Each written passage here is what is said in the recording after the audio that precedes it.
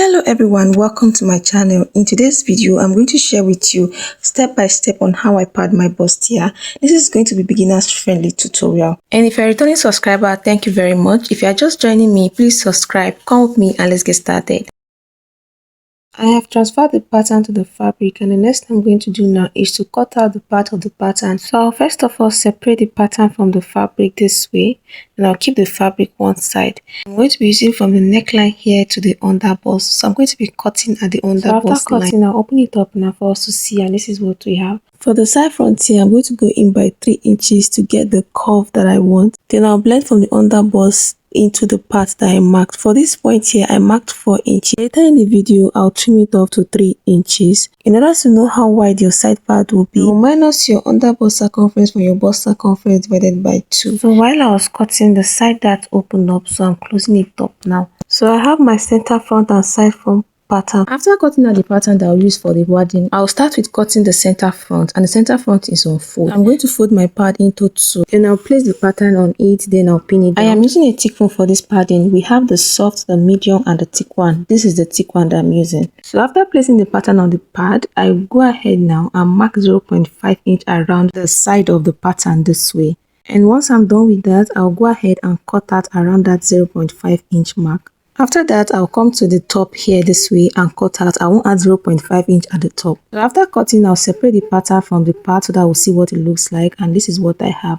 The next thing I'm going to do now, I will come to the down part here and come up by 0.5 inch and connect it to the other side. This is in order for me to prevent that fold that you might have at the underbust. So after cutting, I'll go ahead now and place it on the main fabric so that we'll see what it looks like, and this is what I have. Okay, you remember I didn't add 0.5 inch at the top, so the part will be 0.5 inch below the main fabric. I'll also go ahead and cut for the side front. The side front is also 2 times for the right and the left side of the side front. So I'll go ahead and fold the part into 2 and place my side front on the pad this way, then I'll pin it down. After I pin this down, the first thing I'm going to do is to indicate where the wadding is facing. Okay, so now this is the side that we're going to face the center front, so I'm going to mark 0.5 inch around this side from the down to the top of it. Once I'm done marking the 0.5 inch, I'll blend it out this way, then I'll cut out. The other side, I will not be adding 0.5 inch. It's just this point here where I'll be attaching to the center front. And I'm done cutting out, and this is what I have. So I'm going to separate it from the pattern now and open it up so that I'll see what it looks like. And as you can see, this is one piece. This is what I have. So now what I'm going to do now is that before I fully separate it from the pattern, I'm going to notch the bust points for easy placement and also stitching. So I'm going to keep the pad aside now, then work on the fabric. The next thing I'm going to do is to attach the interfacing on the fabric. I attach the hairstay on the fabric on both the center front and the side front. This is what the side front looks like for both the right and the left side. The next thing I'm going to do is to attach the pad to the fabric. And the first thing to note is that the pad has 2 sides, the shiny side and the dull side. The shiny side is the part that sticks to the fabric, so I'm going to place it on the fabric and make sure that is on my underbust. Okay, the down part is on the underbust and the up part is 0.5 inch below the fabric. The next thing I'm going to do is to give it a nice press, and I'll make sure that the pad and the fabric sticks together. And after doing that, this is what I have. If you are trying to press and it's giving you tough time, you can add hemming gum in between the fabric and the pad before you iron. To iron the top part, I added hemming gum, see it between the pad and the fabric.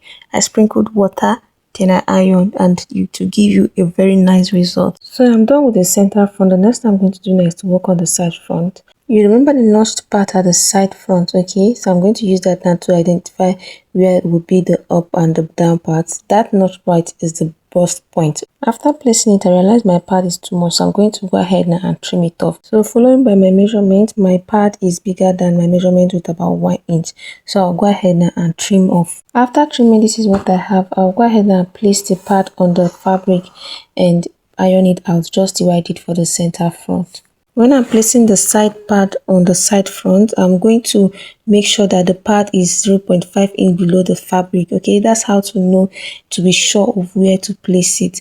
After placing the pad on the fabric properly, I'll raise the pad a little bit and place hemming gun in between the pad and the fabric. Then I'll give it a nice press. And after doing that, this is what I have. And I've done the same thing for the other side.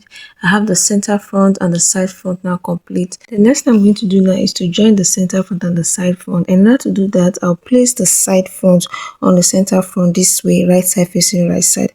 And I'm going to pin from the down part. When I get to the under bust, I'll also pin the under bust. If you follow step by step everything I've showed you, your under bust for the side front and the center front should be the same. After I pin the under bust, I'll go ahead and pin the bust point. Then I'll adjust the side front to the center front this way. So you can see what I'm doing. You can see that the down part is going up. I'll just make sure that the side front and the center front are aligned, and I'm going to do the same thing all the way to the top. And as you can see, everything is equal at the top. And after pinning down, this is what I have. So I'll push it out now. Let's see what we have. Okay, so after pushing it out, this is what I have. I have not stitched yet, so I'll go ahead now and stitch this down by 0.5 inch. So I'll push it back out this way, then I'll stitch down from the down part all the way to the up by 0.5 inch. And for the second side, I'll also do the same thing. I'll place the side front on the center front this way, right side facing right side. Then I'll pin from the down all the way to the top. So I'm basically doing the same thing I did for the other side on this side also. So I'm at the top here now. I'm just going to go ahead now and pin this last part, and I'll push it out, and this is what I have. Okay, so I'll go ahead now and stitch it.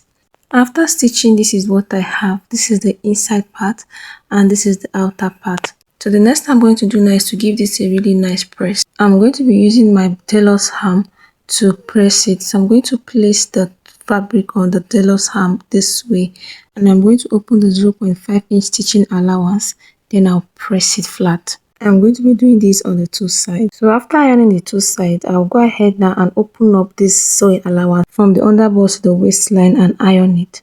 I'll be doing this for the two sides. There's a part I didn't show you. I misplaced the clip at the underbust. Before I start ironing this part, I notched the underbust. Okay, I notched it at like 1/4 of an inch open so that the underbust will be very defined. So I'll place the tailor's arm under again and press the outer part, and I'll do the same thing for the two sides. I don't know if you notice, while I'm ironing, I'm sprinkling water on it. Okay, if you have a steaming iron, you can use your steam, or you need water for this so that you have a nice outcome. And if you watched this point, thank you very much for watching. Don't forget to subscribe, share, let me know your thoughts in the comment section, and hit the like button. And this is how I pad my bustier, and as you can see, everything is turning out right. So that is all for today's video. In my next video, I'm going to share with you how I sew everything together. See you in my next video.